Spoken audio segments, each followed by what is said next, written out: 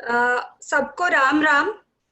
सर्वप्रथम मैं मर्यादा पुरुषोत्तम श्री राम के चरणों में वंदन करती हूँ और माँ सरस्वती से प्रार्थना करती हूँ कि वो ज्ञान के सागर में एक छोटी सी बूंद के समान मेरी बुद्धि को प्रकाशित करें। रामचरित मंथन की इस गोष्ठी में जुड़े सभी सभ्यों को और आयोजकों को मेरा नमस्कार, वंदन और आभार कि मुझे ये अवसर मिला। है राम नाम अपराजित पौरुष का प्रतीक, है राम नाम सभ्यता हमारे भारत की, है राम नाम दुख दोपहरी में छांव सघन, है राम नाम अस्मिता हमारे भारत की। ऐसा कहा जाता है कि जिनका नाम हम जपते हैं उनके गुण हमारे अंदर आ जाते हैं। तो मेरा सब्जेक्ट भी है मनुष्यता से दिव्यता की ओर और स्वयं में रामत्व की खोज।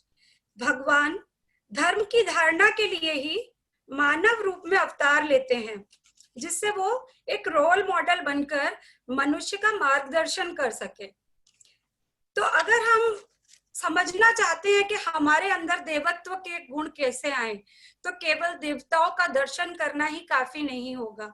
ये सार्थक तभी है जब हम आत्मदर्शन करना सीखें, आत्मनिरीक्षण करना सीखें और साथ में आत्मशोधन की दिशा में भी कदम उठाएं। अपने मन के दर्पण में स्वदर्शन, स्वमंथन यानी कि सेल्फ एनालिसिस करते हुए अपने कर्मों के प्रति अगर हम अलर्ट रहेंगे, सचेत रहेंगे, तो मनुष्य देवत्व के गुणों को धारण करने की दिशा में अग्रसर हो सकता है। As we know, knowledge is a potential energy, whereas implementation of knowledge is kinetic energy. And I believe in the kinetic energy, what we can do with the knowledge.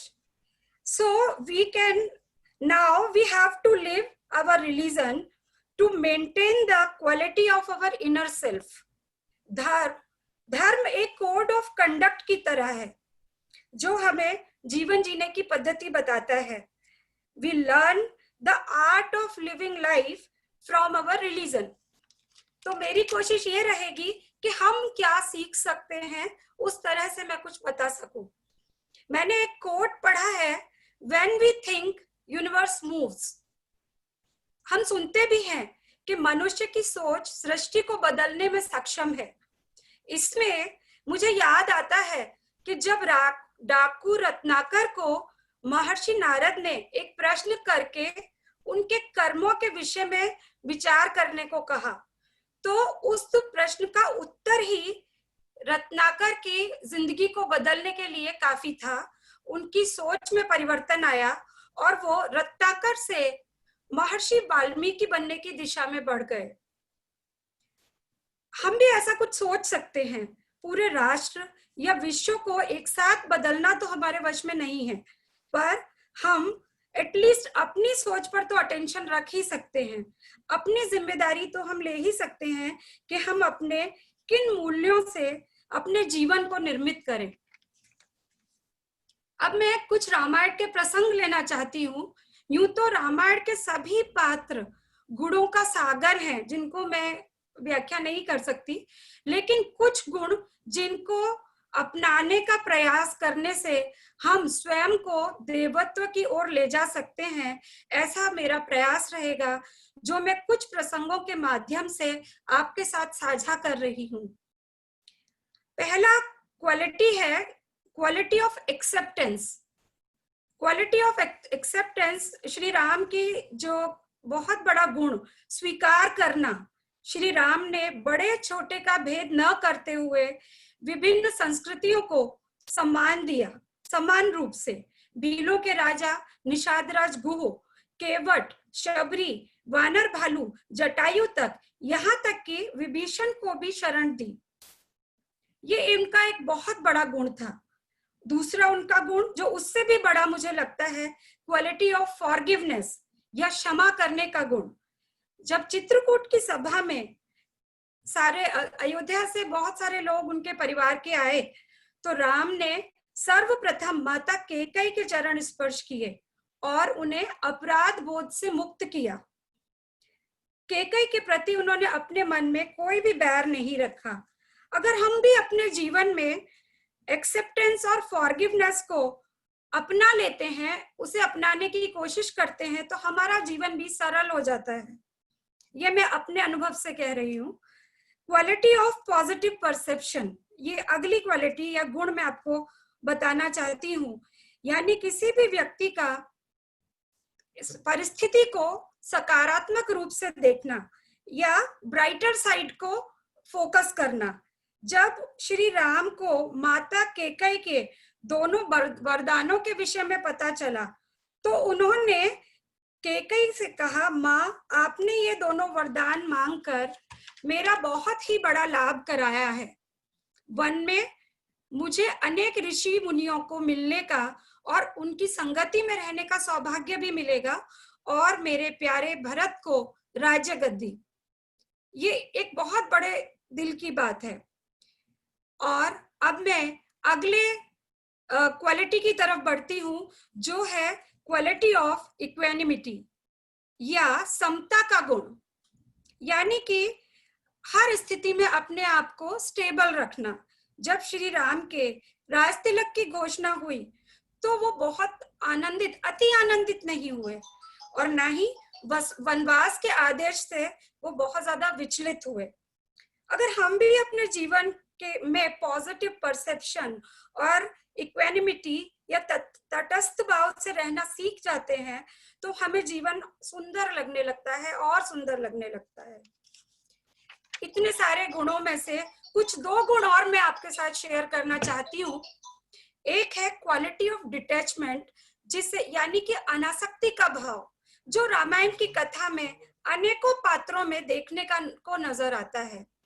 एक और राजा दशरथ ने स्वयं ही समय से अपनी ऊर्जा और उम्र को ध्यान में रखकर यह निर्णय किया कि युवराज श्री राम का राज्याभिषेक किया जाए।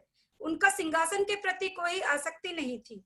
दूसरी ओर श्री राम के वन जाने के पश्चात भी भरत जी ने राज सिंहासन पर बैठा स्वीकार नहीं किया। कितनी बड़ी बात है। ये किसी ने कहा है, सिंहासन को गेंद बनाकर खेलत रहे खिलाड़ी, कहानी रामायण की है अद्भुत और न्यारी, अद्भुत और न्यारी। Last but not the least, मैं आपका ध्यान आकर्षित करना चाहती हूँ quality of taking action as per situation. स्थिति के अनुसार एक सही कर्म करना, एक्शन लेना। इसमें याद आता है मुझे जटायु का रावण के साथ युद्ध करना। उसने सही समय पर एक एग्रेसिव एक्शन लिया। जब सीता का अपहरण हो गया तो उनको रावण के चंगुल से बचाने के लिए उन्होंने धर्म को बचाने की कोशिश की और अपना पूरा प्रयास किया। यहाँ महाभारत की एक घटना को कहे बिना मैं अपने आप को रोक नहीं पा रही। जब भीष्म पितामह की सहनशीलता भी पाप बन जाती है, क्योंकि वो द्रौपदी के वस्त्र हरण के समय पर भी मौन रहकर अधर्म का साथ देते हैं। धर्म और मर्यादा को वो बचा नहीं पाते। धर्म की रक्षा के लिए अगर राम नहीं तो कम से कम हम जटायु बनने का प्रयास तो कर ही सकते हैं। अंततः जटायु को तो प्रभु राम की गोद मिली और भीष्म को बाणों की शैया।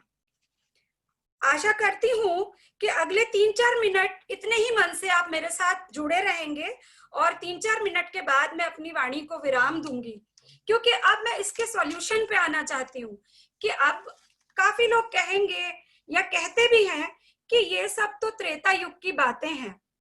इस घोर कलयुग में किस तरह से संभव होगा हम इन गुणों को अपनाएं और अपने अंदर किस तरह से उनको हम धारण करें।